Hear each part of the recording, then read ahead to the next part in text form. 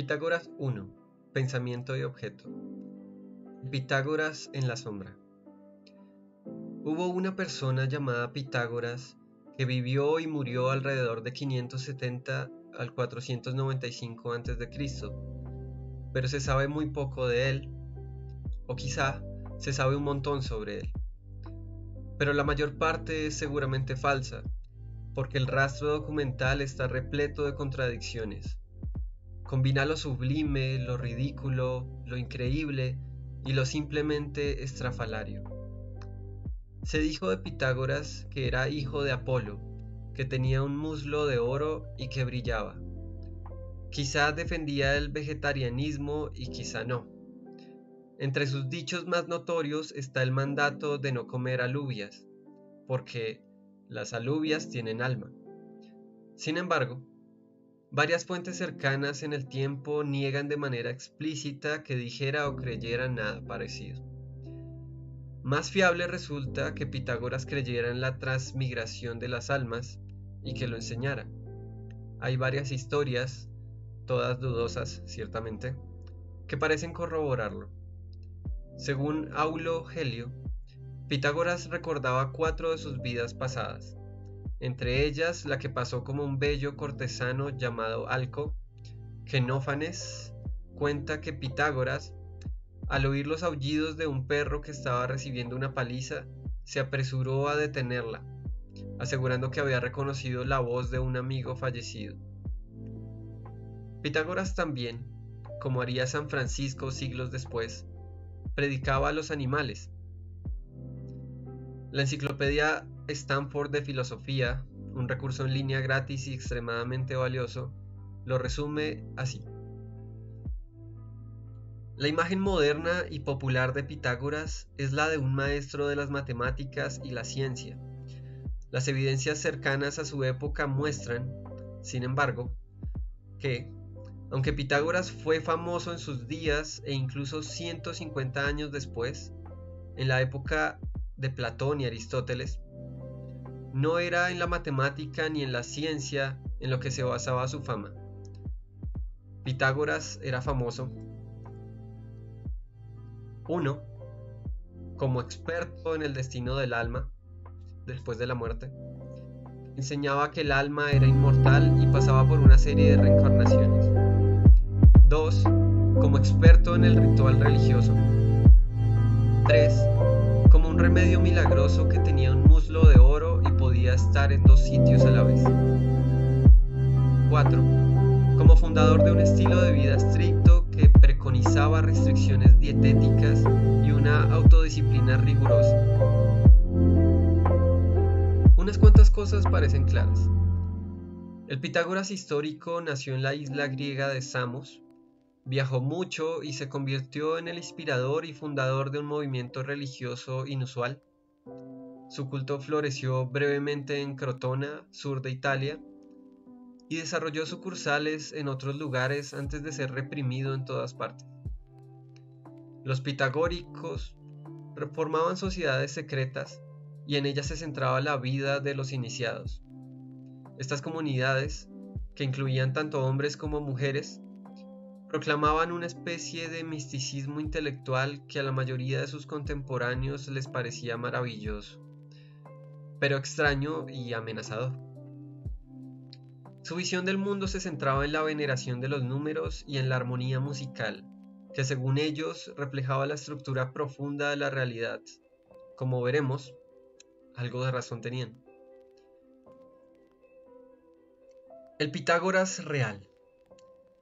Aquí está de nuevo la enciclopedia Stanford. La imagen de Pitágoras que emerge de las evidencias no es por tanto la de un matemático, que ofrecía demostraciones rigurosas, ni la de un científico, que hiciera experimentos para descubrir la naturaleza del mundo natural, sino más bien la de alguien que ve un significado especial y asigna una prominencia especial a las relaciones matemáticas que circulaban ampliamente. Bertrand Russell fue más sucinto. Una combinación de Einstein y Mary Baker Eddy. Para los estudiosos de la biografía factual, uno de los mayores problemas es que los seguidores posteriores de Pitágoras atribuyeron sus ideas al propio Pitágoras. De esa forma esperaban revestir sus ideas de autoridad y a la vez, reforzando la autoridad de Pitágoras, promover su comunidad, que había sido fundada por él. De esta forma, unos magníficos descubrimientos en diferentes campos de las matemáticas, la física y la música, así como un inspirador misticismo, una filosofía seminal y una moralidad pura fueron todos representados como el legado de una sola figura casi divina. Esa figura formidable es, para nosotros, el Pitágoras real. No es del todo inadecuado atribuir al histórico Pitágoras en la sombra algún mérito del Pitágoras real, porque los grandes logros del segundo en matemáticas y ciencias surgieron de la forma de vida que el primero inspiró y de la comunidad que fundó. Los lectores inclinados a ello pueden trazar paralelos con las diferentes carreras en la vida y, después de ella, de otras grandes figuras religiosas. Gracias a Rafael, sabemos qué aspecto tenía el Pitágoras real. En la lámina B, se le representa profundamente concentrado en escribir en un gran libro y rodeado de admiradores. Lámina B. Pitágoras trabajando, de la Escuela de Atenas de Rafael.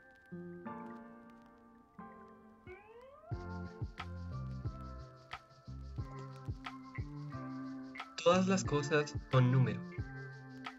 Es difícil distinguir lo que está escribiendo Pitágoras, pero me gusta fantasear que es alguna versión de su credo más fundamental. Todas las cosas son número. También es difícil saber, a tanta distancia en el tiempo y el espacio, qué es exactamente lo que Pitágoras quería decir con eso. Así que tenemos que usar la imaginación. El teorema de Pitágoras. Para empezar, Pitágoras estaba poderosamente impresionado por el teorema de Pitágoras, tanto que, cuando lo descubrió, en un notable desliz de su vegetarianismo, ofreció una hecatombe, el sacrificio ritual de 100 bueyes, seguido de una fiesta, a las musas a modo de agradecimiento. ¿A qué tanto alboroto? El teorema de Pitágoras es una afirmación sobre los triángulos rectángulos, es decir, triángulos que contienen un ángulo de 90 grados, o en otras palabras, una esquina de un cuadrado. El teorema dice que, si levantas cuadrados sobre los 3 lados del triángulo, la suma de las áreas de los 2 cuadrados pequeños equivale al área del cuadrado grande. Un ejemplo clásico es el triángulo rectángulo 3, 4, 5 que se muestra en la figura 1. Figura 1. El triángulo rectángulo 3, 4, 5. Un caso simple del teorema de Pitágoras. Las áreas de los 2 cuadrados pequeños son 3 al cuadrado igual a 9 y 4 al cuadrado igual a 16. Como podemos ver, en el espíritu pitagórico, contando las subunidades, el área del cuadrado mayor es 5 al cuadrado igual a 25 y verificamos que 9 más 16 igual 25. El teorema de Pitágoras ahora nos resulta familiar a la mayoría de la gente, aunque solo sea como un vago recuerdo de las clases de geometría del colegio. Pero si escuchas su mensaje como si volvieras a empezar con los oídos de Pitágoras, por decirlo así, te das cuenta de que lo que dice es totalmente deslumbrante. Te dice que la geometría de los objetos incorpora relaciones numéricas ocultas. Te dice, en otras palabras, que el número describe, si no todas las cosas, al menos sí algo muy importante sobre la realidad física, en concreto los tamaños y las formas de los objetos que moran en ella. Más tarde en esta reflexión trataremos con unos conceptos mucho más avanzados y sofisticados y tendré que recurrir a metáforas y analogías para transmitir su significado. La alegría especial que uno encuentra en el pensamiento matemático preciso cuando los conceptos definidos con nitidez encajan juntos a la perfección se pierde con la traducción. Pero aquí tenemos la oportunidad de experimentar esa alegría especial. Parte de la magia del teorema de Pitágoras es que uno puede demostrarlo con una preparación mínima. Las mejores demostraciones son inolvidables y su recuerdo perdura toda la vida. Han inspirado a Aldous Huxley y Albert Einstein, por no mencionar a Pitágoras, y espero que te inspiren a ti. La demostración de Guido. Sí de simple. Eso es lo que dice Guido, el joven héroe del relato de Aldous Huxley, el joven Arquímedes, cuando describe su demostración del teorema de Pitágoras.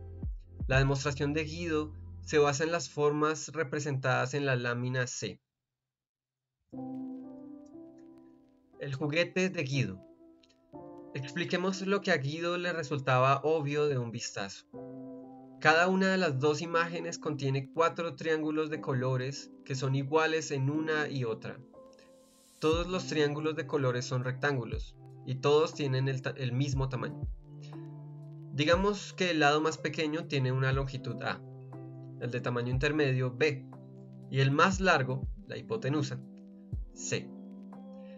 Entonces es fácil ver que el lado de cualquiera de los dos cuadrados grandes, las dos imágenes totales, tiene una longitud A más B y que esos dos cuadrados tienen la misma área. Por tanto, las partes no triangulares de las dos imágenes han de tener también áreas iguales. Pero, ¿qué son esas áreas iguales? En la primera imagen tenemos un cuadrado azul del lado A y un cuadrado rojo del lado B. Sus áreas son A al cuadrado y B al cuadrado, y su área combinada es A cuadrado más B cuadrado. En la segunda imagen tenemos un cuadrado gris del lado C, su área es C al cuadrado. Recordando el párrafo anterior, concluimos que A al cuadrado más B al cuadrado igual a C al cuadrado. ¿Qué es el teorema de Pitágoras?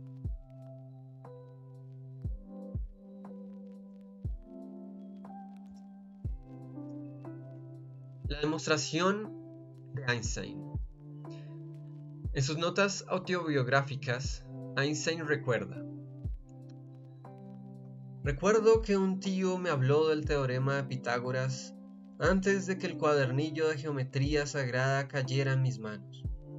Tras mucho esfuerzo conseguí demostrar el teorema basándome en triángulos similares. Al hacerlo me pareció evidente que las relaciones de los lados de los triángulos rectángulos tendrían que venir determinadas por uno de los ángulos agudos. No hay realmente el suficiente detalle en ese recuento para reconstruir la demostración de Einstein con certeza, pero aquí, en la figura 2, presento mi mejor conjetura. Figura 2. Una reconstrucción plausible de la demostración de Einstein a partir de sus notas autobiográficas.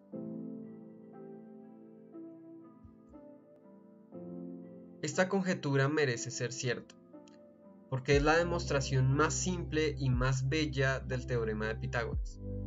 En particular, esta demostración clarifica de manera brillante por qué son los cuadrados de las longitudes los que están implicados en el teorema. Una joya pulida.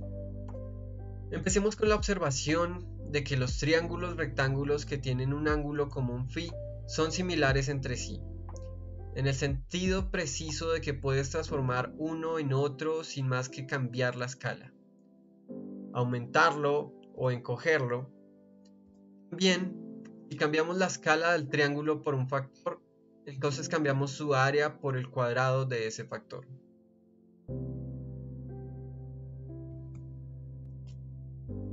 Ahora consideremos los 3 triángulos rectángulos que aparecen en la figura 2, la figura total y los 2 subtriángulos que contiene.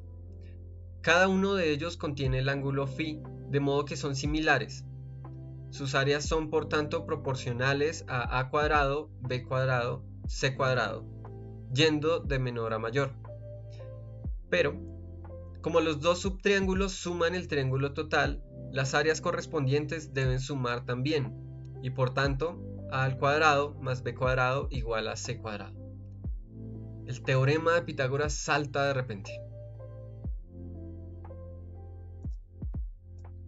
Una bella ironía. Pone una bella ironía que el teorema de Pitágoras se pueda usar para socavar su propia doctrina de que todas las cosas son número. Este resultado escandaloso es el único resultado de la escuela pitagórica que no se atribuyó a Pitágoras, sino a su pupilo Hipaso. Poco después de su descubrimiento, Hipaso se ahogó en el mar. Si su muerte debe atribuirse a la ira de los dioses o a la de los pitagóricos, es objeto de debate. El razonamiento de Hipaso es muy inteligente, pero no demasiado complicado. Demos un paseo por él. Consideremos un triángulo rectángulo isósceles, es decir, con los dos catetos iguales. En otras palabras, A igual a B. El teorema de Pitágoras nos dice que 2 por A al cuadrado igual a C al cuadrado.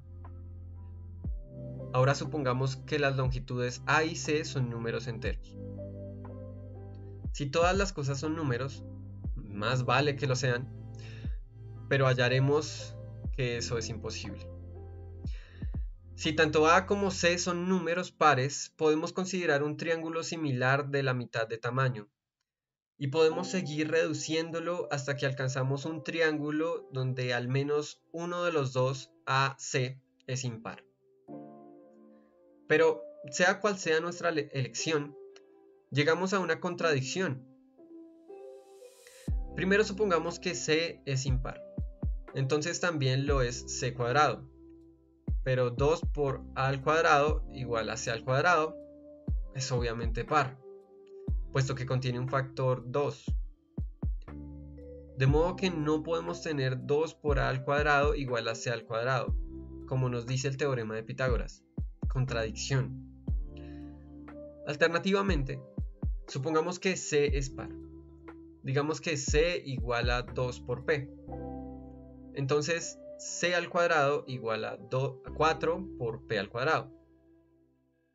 Entonces el teorema de Pitágoras nos dice, después de dividir ambos lados de la ecuación por 2, que A al cuadrado igual a 2 por P al cuadrado. Y por tanto A no puede ser impar. Por el mismo razonamiento que antes. Contradicción. Así que todas las cosas no pueden ser números enteros, después de todo. No puede haber un átomo de longitud tal que todas las posibles longitudes sean múltiplos enteros de la longitud de ese átomo.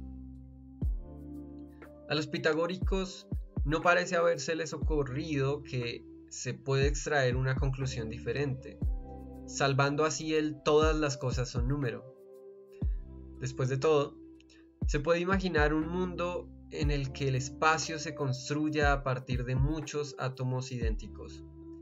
De hecho, mis amigos Ed Fredkin y Stephen Wolfram defienden modelos de nuestro mundo basados en autómatas celulares, que tienen exactamente esa propiedad. Y la pantalla de tu ordenador, basada en átomos de luz a los que llamamos píxeles, demuestra que un mundo así puede parecer muy realista. Lógicamente, la conclusión correcta que debe extraerse es que, en ese mundo, no se pueden construir triángulos rectos isósceles exactos. Algo tiene que ir ligeramente mal.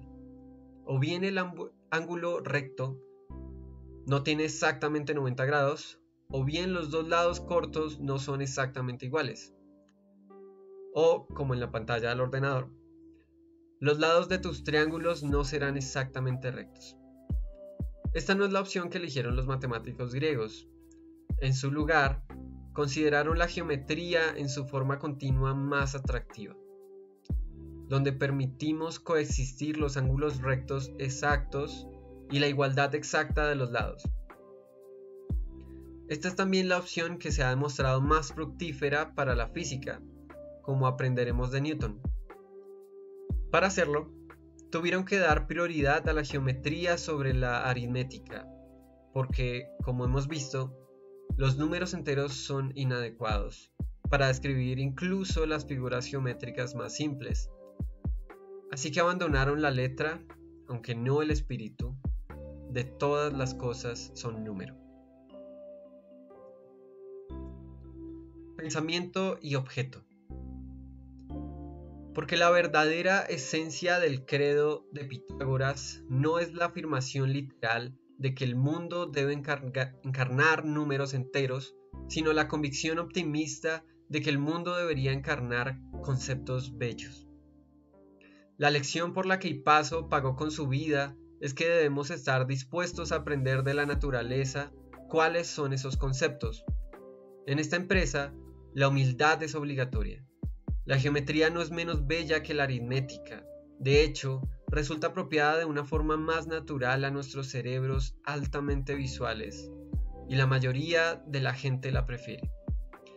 Y la geometría no es menos conceptual ni un mundo de la mente menos puro que la aritmética.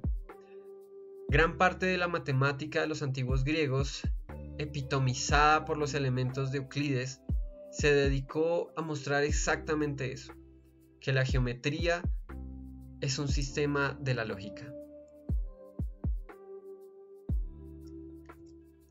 A medida que progresemos en nuestra reflexión, hallaremos que la naturaleza es inventiva en su lenguaje.